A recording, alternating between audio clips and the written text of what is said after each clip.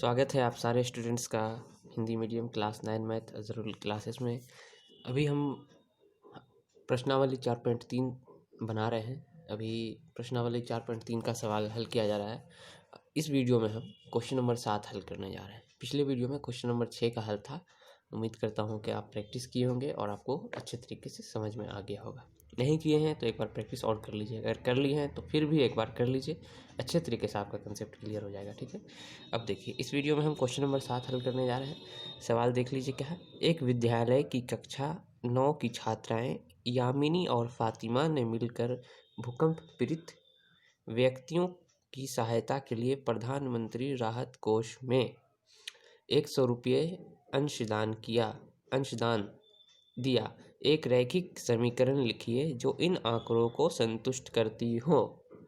आप उनका अंशदान x रुपया और y रुपया मान सकते हैं। इस समीकरण का आलेख खींचिए। देखिए सवाल बहुत ही आसान है, बहुत ही छोटा सवाल है और आसान तरीके से आपको समझ में आ जाएगा। देखिए ध्यान देना है आपको। एक विद्यालय कक्षा 9 की छात्राएं यामिनी और फातिमा। विद्यालय और कक्षा छोड़ दीजिए, आप ध्यान दीजिए। यामिनी और फातिमा दो लड़की है, एक का नाम है यामिनी और एक का नाम है फातिमा। दो लड़की है, दोनों मिल करके कुछ कुछ रुपया, मान लीजिए यामिनी कुछ रुपया दे रही है और फातिमा कुछ रुपया दे रही है। दोनों पैसा मिला के 100 रुपया हो रहा है। अगर यामिनी दे रही है 51 रुपया तो फातिमा का हुआ 49 रुपया। तो इसी तरह से हमको पता नहीं है तो हम मान लेंगे यहाँ पे कि यामिनी जो अंशदान कर रही है उसका, यामिनी का अंशदान 100 रुपया है और फातिमा का अंशदान y रुपया है। तो दोनों को जब हम जोड़ रहे हैं तब 100 रुपया बन रहा है। ठीक है ना। जैसे x मान लेते हैं हम यामिनी का अंशदान, फिर फातिमा का अंशदान मतलब के रुपया, कुछ यामिनी दे रही है कुछ फातिमा दे रही है। दोनों का जो हम x और y का मान जोड़ेंगे, मतलब x मतलब कि फातिमा कितना रुपया दे रही है और y मतलब यामिनी कितना रुपया दे रही है, तो दोनों को जोड़ने से 100 रुपया होता है। तो ये हमारा बन गया समीकरण और यही रैखिक समीकरण है। इसी का हम क्या करेंगे, आलेख खींचेंगे। तो हर एक वीडियो में, अभी जैसा कि प्रश्नावली 4.3 चल रहा है, तो हर एक वीडियो में मैं 1 बाय 1 आपको समझा चुका हूँ कि आलेख कैसे खींचा जाता है।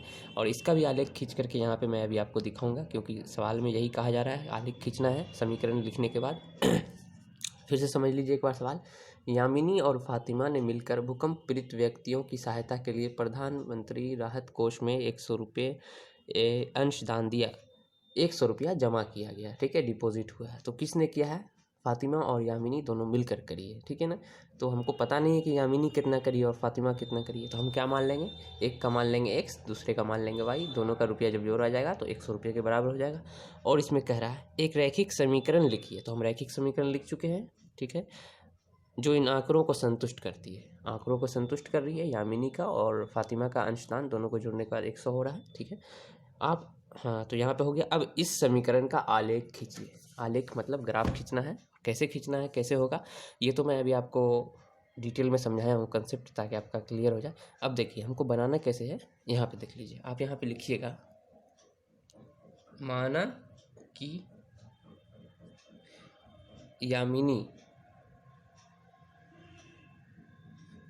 यामिनी का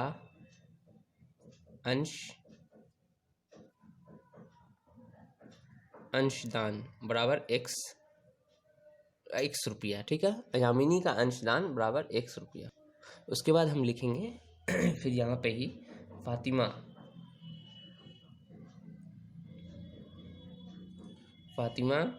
का अंशदान मिला करके भी लिख सकते हैं। ठीक है, अलग भी लिख सकते हैं। अंशदान बराबर y रुपया। तो ये हो गया, एक यामिनी का रुपया कुछ है और फातिमा का रुपया कुछ है। दोनों मिला के जब पैसा जमा करती है तो दोनों का मिलाने के बाद 100 रुपया हो जाता है। तो 100 रुपया प्रधानमंत्री कोष में ये अंशदान कर देती है। ठीक है, तो अभी हमको क्या करना है, ये दोनों को जोड़ेंगे तो x बन जाएगा। तो यहाँ पे हम लिखेंगे, चूँकि प्रश्न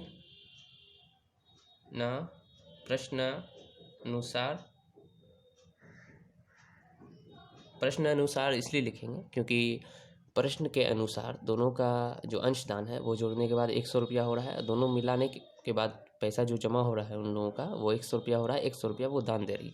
तो प्रश्न अनुसार हो गया क्या हमारा, x + y बराबर 100। तो ये हो गया हमारा क्या, समीकरण। रैखिक समीकरण। ठीक है, तो हमारा रैखिक समीकरण अभी बन चुका है। अब हमको क्या करना है, इसका आलेख दर्शाना है। आलेख मतलब कि ग्राफ। आलेख दर्शाने के लिए किसी भी रैखिक समीकरण का हमको दो बिंदु पता होना चाहिए, मतलब दो बिंदु का हमको निर्देशांक पता होना चाहिए। जैसे ये बिंदु है, इस बिंदु का हम मान लीजिए 1 2 हुआ निर्देशांक, और इस बिंदु का 3 4 है निर्देशांक। तो जब दो बिंदु हमारे पास उपलब्ध होगा, दो बिंदु हमको पता चल जाएगा तो दोनों बिंदु को हम एक दूसरे से मिला देंगे, तो यही हो गया आलेख।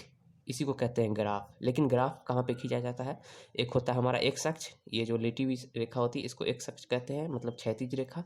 और खड़ी रेखा इसको ऊर्ध्वाधर रेखा, इसका नाम होता है वाई अक्ष। तो इस जो है तल पे, ये इसको तल कहते हैं, कार्तीय तल कहते हैं, या निर्देशांक तल, या सिर्फ तल कहते हैं। तो इसी एक्स और वाई के इस तल पर हम आलेख को दर्शाते हैं, मतलब ये वाला, इस तरह से हमको दर्शाना है ये आलेख। तो यहाँ पे हम जब दो बिंदु मिलाएंगे एक दूसरे से तो एक रेखा बनेगी, इसी को ग्राफ कहते हैं, आलेख। तो यही ग्राफ हमको दर्शाना है। तो दो बिंदु हमको कैसे पता चलेगा, दो बिंदु का मतलब है कि दो हल होना चाहिए। ठीक है ना, दो हल जोड़ा, हल का जोड़ा। एक हल युग्म ये हो गया हमारा, ये हुआ एक्स का मान और ये हुआ वाई का मान। यहाँ भी ये हुआ एक्स का मान, ये हुआ वाई का मान। तो हम कैसे करेंगे देख लीजिए। सबसे पहले हम क्या करेंगे, यहाँ पे बनाएंगे एक डब्बा बनाएंगे। ठीक है, आलेख हेतु यहाँ पे लिखेंगे, आलेख हेतु। आलेख हेतु लिखने के बाद हम एक डब्बा बनाएंगे यहाँ पे इस तरह से। उसके बाद इसमें दो निशान देंगे, ये निशान इधर का थोड़ा बड़ा हो गया, कोई बात नहीं। यहाँ एक्स लिखेंगे, यहाँ वाई।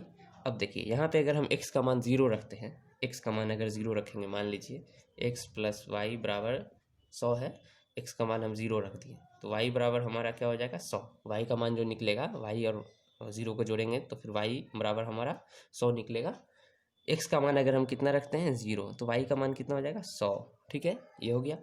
अगर हम फिर वाई का मान अगर हम यहाँ पे अब वाई का मान अगर हम रख देते हैं कितना, वाई का मान अगर हम 0 रख देंगे तो एक्स का मान 100 निकल जाएगा। ठीक है ना, वाई के जगह पर अगर हम 0 रख देंगे तो एक्स बराबर भी हमारा 100 निकल जाएगा। तो वाई का एक्स का मान हम 100 रख देते हैं, सॉरी। ठीक है, एक्स का मान हम क्या रखेंगे, देखिए एक्स प्लस वाई बराबर 100 है।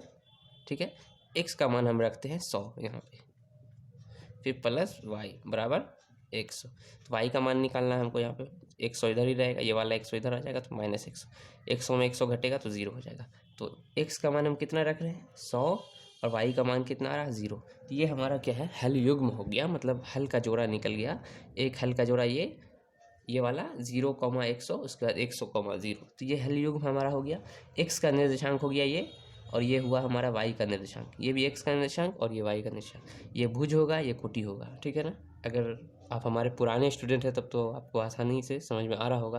अगर कुछ ऐसे स्टूडेंट्स हैं जिनको समझ में नहीं आ रहा है तो इसी वीडियो की डिस्क्रिप्शन में पिछले कई वीडियो का हल दिया गया है, वहाँ पर काफ़ी अच्छे तरीके से समझाया गया है। और एक वीडियो है जिसमें आपका बेस स्पेशलिस्ट, मतलब कि वो बेस क्लियर करने के लिए है, उस वीडियो को आप देख लीजिएगा। ठीक है, मैं फिर भी कोशिश करूँगा कि इसी वीडियो में आपका कंसेप्ट क्लियर हो जाए अच्छे तरीके से।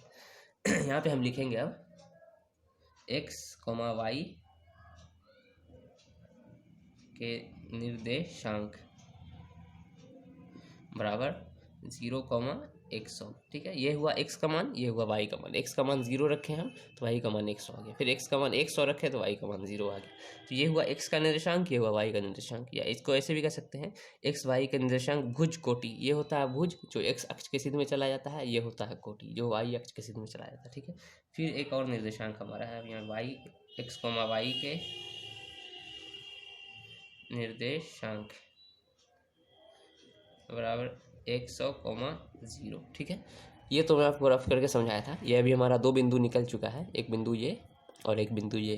ठीक है, अब इसी दोनों बिंदु को हम आलेख पे, मतलब के तल पे दर्शाएंगे, कार्तीय तल पे, क्षैतिज रेखा और ऊर्ध्वाधर रेखा, एक्स अक्ष और वाई अक्ष की सहायता से।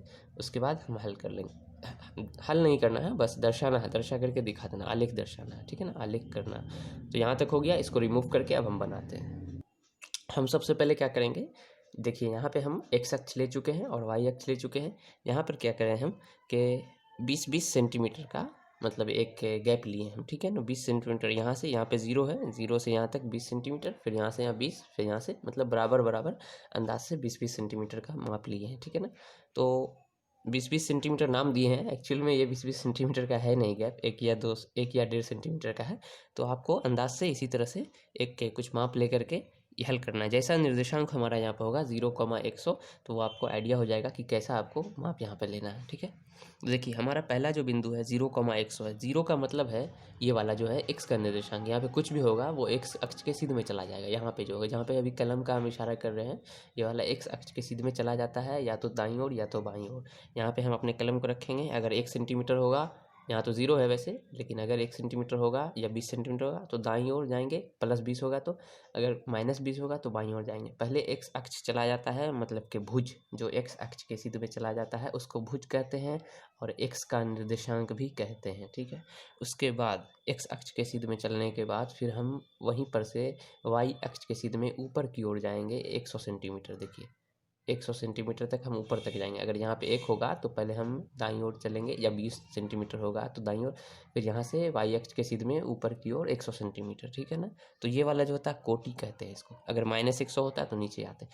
मूल बिंदु से दाईं ओर दूरी धनात्मक, मूल बिंदु से बाईं ओर की दूरी ऋणात्मक, मूल बिंदु से ऊपर की दूरी धनात्मक होती है और नीचे की दूरी ऋणात्मक होती है, हमेशा याद रखिएगा। ठीक है ना, तो अभी हमको क्या करना है, 0 सेंटीमीटर भुज है, मतलब x अक्ष के सीध में चलेंगे, मतलब जो कि हम चलेंगे ही नहीं, मूल बिंदु पे ही रहेंगे, यहाँ से यहाँ तक हिलेंगे ही नहीं, 0 सेंटीमीटर, तो x अक्ष पे यहाँ पे रहेंगे।